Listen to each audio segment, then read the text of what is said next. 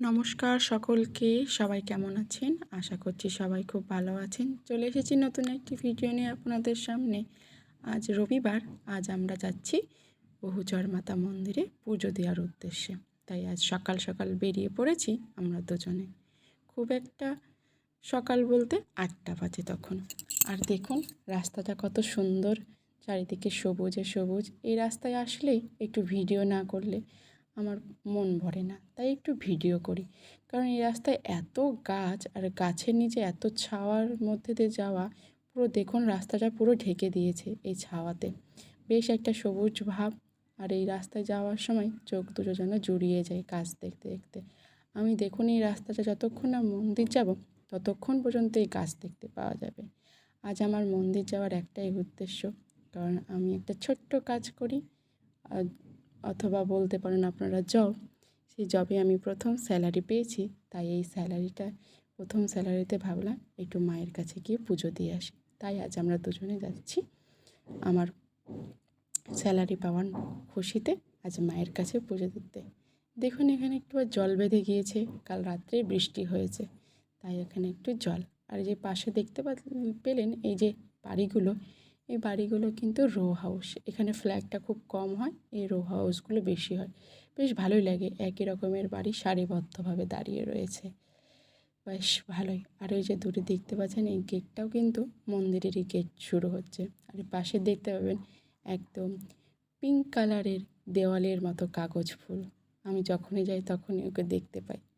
আর এই যে রাস্তা শেষ হয় না, আর অনেকটাই রাস্তা, তবুও সবুজে সবুজ। এখানে প্রচুর গাছ আছে, বেশ ভালো লাগে। আর এই পাশে যে দেখতে পাচ্ছেন ঘেরা অংশটি, এখানে মাঝে সাঝে কিন্তু ময়ূর দেখতে পাওয়া যায়। তবে এরকম 8টা-9টার দিকে দেখতে পাওয়া যাবে না। এই ময়ূর দেখতে হলে অনেক সকাল সকাল দেখতে হবে, 5টা-6টার দিকে, কারণ ময়ূর খুব ভিড়ের মধ্যে থাকে না। এরা খুব, যখন ভিড় হয় না, মানুষের সমাগম নেই, তখনই এরা বেরোয়। আর এই যে এই সাইডেই থাকে ময়ূরগুলো, যেখানে আপনারা প্রচুর গাছ দেখতে পাচ্ছেন, এখানে ময়ূর এসে ঘুরে বেড়ায়। প্রচুর মানুষের সমাগম যখন হয়ে যায় তখন আর ময়ূরের দেখা পাওয়া যায় না। এই যে গেটটা দেখুন কত সুন্দর। এই যে মন্দিরের রাস্তা শুরু হচ্ছে, দেখুন এখানেও বৃষ্টির জল জমে গেছে। এই রাস্তাটায় যখন সন্ধে নামে তখন বেশ ভালো লাগে, মনোরম কি সুন্দর হাওয়া দেয়, লাইটগুলো জ্বলে, স্নিগ্ধ একটা পরিবেশ সৃষ্টি করে। মাঝের মধ্যে সন্ধেবেলায় আসি, বেশ ভালো লাগে এই সন্ধেবেলায় পরিবেশটা দেখতে। বিশেষ করে এই গাছটা আমার বেশি পছন্দের, কারণ এই গাছটা নিচে দারুণ লাগে, এত সুন্দর হাওয়া দেয় এই গাছগুলোর নিচে।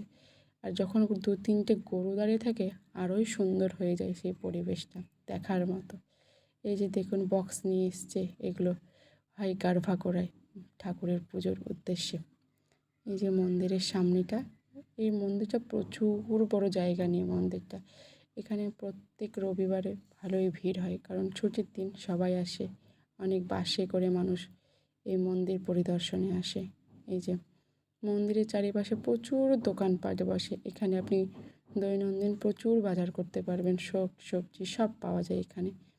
এই যে মন্দিরের চূড়াটা দেখতে পাচ্ছেন, ওটাই মন্দিরের চূড়া, ওই সামনে ওটা হচ্ছে মন্দিরের মেন গেট।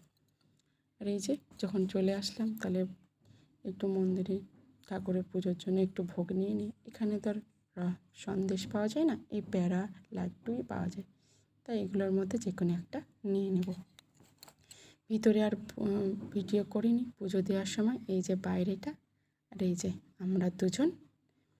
ভিডিওটা আজ এইটুকুই, ভালো লাগলে একটি লাইক করবেন। ধন্যবাদ, সবাই ভালো থাকবেন।